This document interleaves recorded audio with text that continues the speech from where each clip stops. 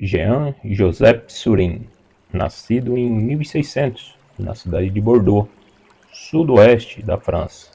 Ele era o filho primogênito da família, uma nobre família envolvida com a toga, magistrados, juristas, gente importante do parlamento local da região.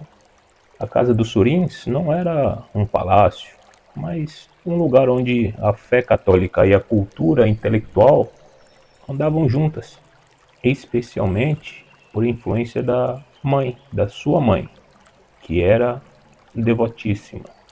Desde muito pequeno, ele já era diferente. Enquanto outras crianças brincavam na rua, Surin sumia. A família o procurava até que o encontravam, escondido num canto, meditando, contemplando uma imagem de Jesus, ou então lendo alguns livrinhos de oração, que na época ele mal compreendia, não sabia ainda como decifrar. Com aproximadamente aí 8, 9 anos, já praticava algumas penitências, jejuava, passava horas em silêncio, em oração, meditando, rezando o terço. A mãe achava isso muito lindo, via como pureza. Já o pai ficava preocupado, entendia como algo muito intenso para a sua idade. E argumentava: esse menino vai acabar doente. Isso é muito intenso para ele. Mas sem dúvida, todos percebiam que aquele garotinho tinha um coração absurdamente inclinado para Deus. Entre os seus 12 e 13 anos, acontece um grande marco. Ele acompanhava a mãe no convento das Carmelitas Descalças, lá mesmo na cidade de Bordeaux. Num desses dias, como de costume, ele se recolheu, se isolou num canto da capela e recebe o que ele mesmo vai chamar depois de uma luz, não uma luz física.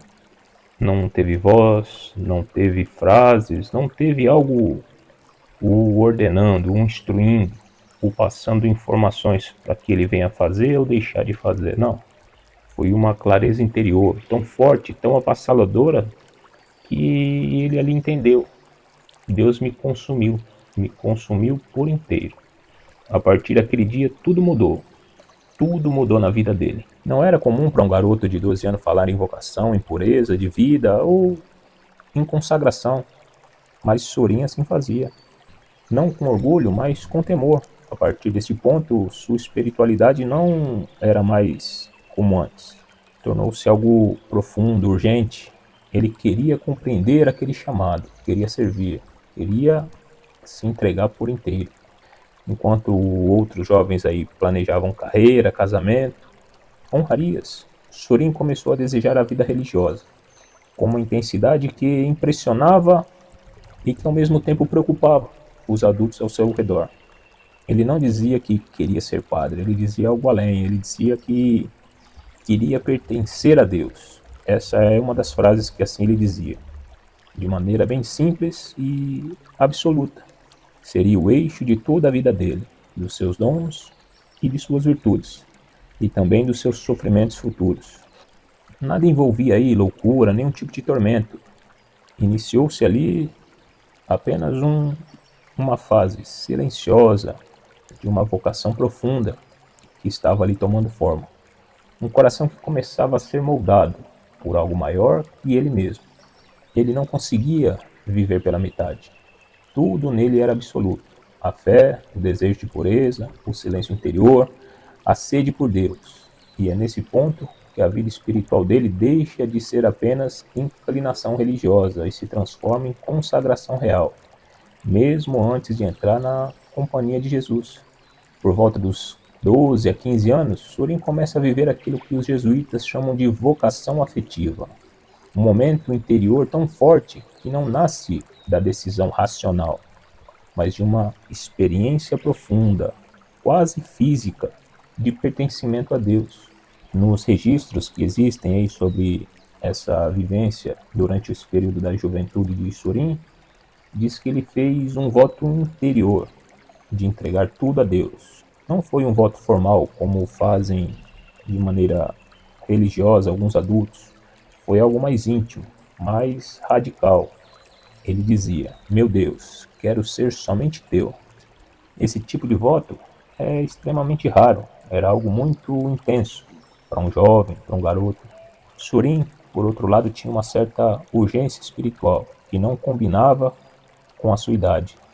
Ele não desejava uma vida religiosa, ele desejava ser totalmente possuído por Deus.